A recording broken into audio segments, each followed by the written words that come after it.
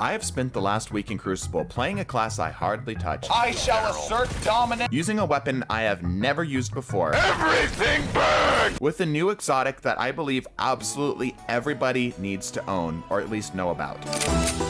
Are you tired of Invis Hunter, Overshield Titans, and Warlocks in general? Well, it's impossible for me to be biased if I give a little bit of hate towards absolutely everybody. So today, here are builds specifically designed to counter the Void 3.0 buffs that have come out. These are builds designed to make sure that the Void Invis Hunters aren't able to get the most benefit out of their invisibility, where the Titan's Overshield does not matter, and Warlocks can feel sad again. And on top of that, at the end of the video, I have a build that I have gotten together from an old exotic as well as a new exotic that was recently released with this new Witch Queen expansion that will become one of my mainstay builds right alongside everything else you've seen on this channel if you've been a fan of this channel for a while. Let's start by taking down the Legion of Invis spamming hunters, and what better way to do that than to be disguised as one of their own? They'll never see it coming. Barring not being able to see your target, the hardest thing to counter with the Invis Hunters is their ability to stay off the radar. You could be generally keeping your head up and looking around, but people will still be able to sneak up on you because you are so used to relying on your tracker for key pieces of information as to how you are within the next few seconds, that when they're able to get on top of you without knowing, it really throws a monkey wrench in your game. Not to mention, hunters are pretty popular in the Crucible, and obviously it's to be expected that people want to experiment with some of the new stuff. I don't fault anybody for that. Like I said, we've made builds in the past, well, like just last week, that talked about the Void 3.0 buffs and how we've been able to exploit them. But as much as I hate the pumpkin spice booted shotgun hand cannon hunters, I have to admit that fighting a permanently invisible hunter is almost as annoying. They're like Taniks, unwanted, and they keep popping up everywhere and demanding I kill them again, like a bad case of genital warts. Using a combination of the Wish Ender, a quick draw snapshot retold tale that's definitely not Sunset, not something I'm hoping to eventually get from the Umbral farms,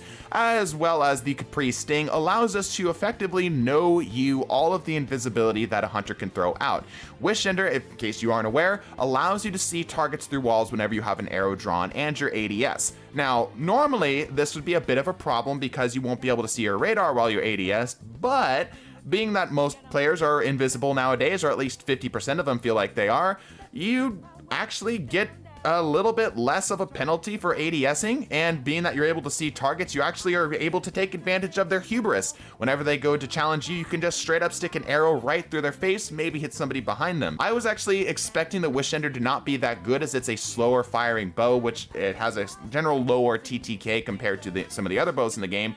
But you know, with this bow is not bad. You can pretty much guarantee that you're going to get the first shot up on a target, even if you're in that kind of like peek poke fight, if you've got a target trained at your head level with the sniper, unless the reflexes are just cracked out of their mind on some type of Adderall or some type of other performance enhancing brain drug, you're probably gonna be able to get that shot off if you're somewhat decent with your strafing. If you know that a target's trying to get close to you, use your wall hacks to get a general idea of where they're coming from, switch over to your shotgun, and then finish them off easily. You can also just try to go for a short drawn bow before they finish up on either the Wish Ender itself or to get them warmed up for your shotgun blast, which works terrifically. But of course, we are missing one key part of the build, which is the Capri's Sting. Yes, this does play a little bit into the invisibility, but you have to be in your smoke in order for it to happen. Using the Shadow Dive, the Trapper's Ambush, you will be able to pop the smoke for free. Previously, this would be something you'd have to kind of like sacrifice something for, but this is just kind of baked in. Honestly, Capri's Sting is a little bit terrifying right now, even ignoring the rest of the build, because you can see almost everybody and you still get the full benefit of your invisibility. It is, yeah, like I said, it's a little bit terrifying, but yeah, you can use that as effectively like a UAV on the enemy team. It doesn't last very long, but you get a good general idea of where they're coming from. I ended up having a lot more success than I anticipated. It was a little bit shocking. Absolutely give this a try. You can give hunters a look like my FBI agent gives me a look after recoiling in horror as I Google Hive Queen and human mating compatibility for the 13th time that day. If you're enjoying this video so far, it would do a great job of being an antidepressant to my brain, as well as a big encouragement if you hit that subscribe button and maybe leave it a like. Let me know in the comments down below, by the way, too, if you've got a build that you're doing. People tend to have slowed down a little bit, not sure why, but I would love to hear some builds and maybe get to play test them a little bit. So anyway, one thing you might notice about Overshield Titans that they don't tend to place their Overshield before a fight begins. Typically, they'll do it whenever they're on the back foot. They'll take a little bit of damage, they'll throw that overshield down, and then try to re-engage. So what if you just killed them outright? That would be a great way to handle it. Well, this is Technomancer, and if you are familiar with the channel, you've seen this build before. This build is designed around maintaining a 20% damage bonus at all times, as well as allowing a high impact sniper to body shot. This is just a simple frozen orbit surplus high impact reserves, which allows us to bump up the body shot damage a little bit further.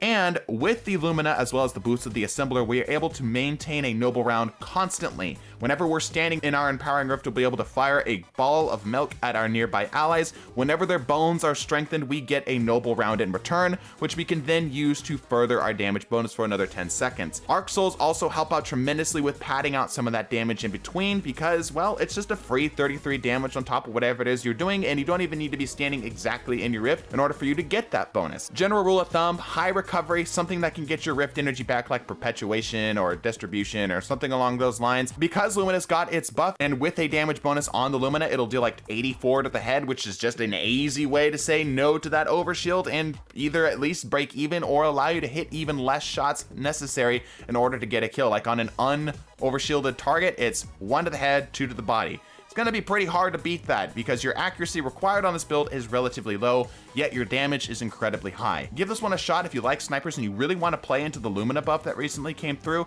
and specifically if you're tired of Overshield Titans just tanking through everything after you've shot them. Alright, look, let's address the Ogre in the room. Yes, when this video was initially recorded, the Lori Splendor helm was a little bit strong. Bungie decided to go through and give it a patch and nerf it down. It's kind of more of a change. A bit of a buff, a bit of a nerf. The Lori Splendor helm is so freaking powerful, and it's such a fun exotic to use. If you're not aware what this helmet does, and this is something you can get at the end of the campaign if you did it on legendary difficulty with your Titan, whenever your shield breaks, at least what it does right now, whenever your shield breaks, it'll consume your barricade energy and summon a sunspot underneath you. That by itself is really good because the sunspot gives you, of course, just damage underneath your feet, which they did nerf down, and I'm 100% certain this helmet is why they nerfed the sunspot damage down, because holy cow. And I wanted to know, is this still a viable exotic? Is this still as broken as it was initially?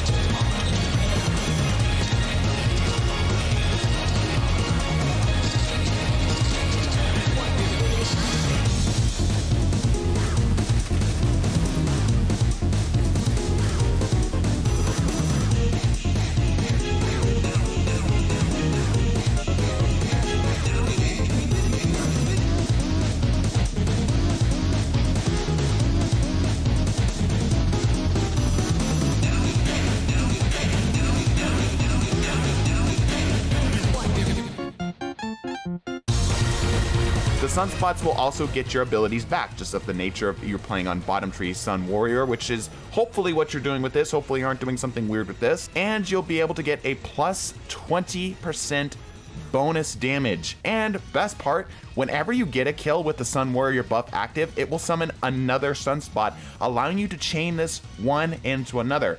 And if that wasn't enough, whenever you do have a sunspot, you just passively heal. It's not really fast, but it is a constant tick of healing on your Guardian. This will allow you to survive things that you have no right to survive, allow you to re-engage on targets you have no right to re-engage, allow you to be so aggressive because you are healing like the Wolverine.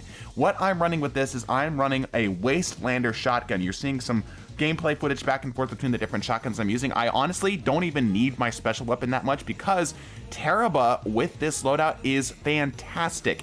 If you want to round this loadout out a little bit more, maybe hyper aggression isn't your thing, run this with a high impact sniper. You'll be able to body shot people, and I can only imagine how gross that will end up being. I really am looking for a kinetic slug shotgun. I know that there's a few that are out there right now. I unfortunately haven't been blessed with enough good RNG to get one, but yeah, this is insane. I'm doing things to help get my barricade back, such as the utility kickstart on my Mark, as well as a void gauntlet with the grenade into barricade energy transfer thing. I don't remember what it's called, but you'll see it if you have a Void Gauntlet that has that grenade modifier specific to Void Gauntlets. You want to buff up the Tarrabah as much as you possibly can, so targeting, unflinching, dexterity, or reloaders, and if you can get yourself some type of taking charge, high energy fire combination, even better, because you can just keep stacking damage one on top of the other. This is an incredible build and has become a mainstay for my entire game. I will continue to use this build until it is nerfed into the ground. I might end up slightly tweaking it a little bit later, but for right now, give this one a go, rip and tear until it is done, and tell them TDT sent you. Bless your faces. Deuces.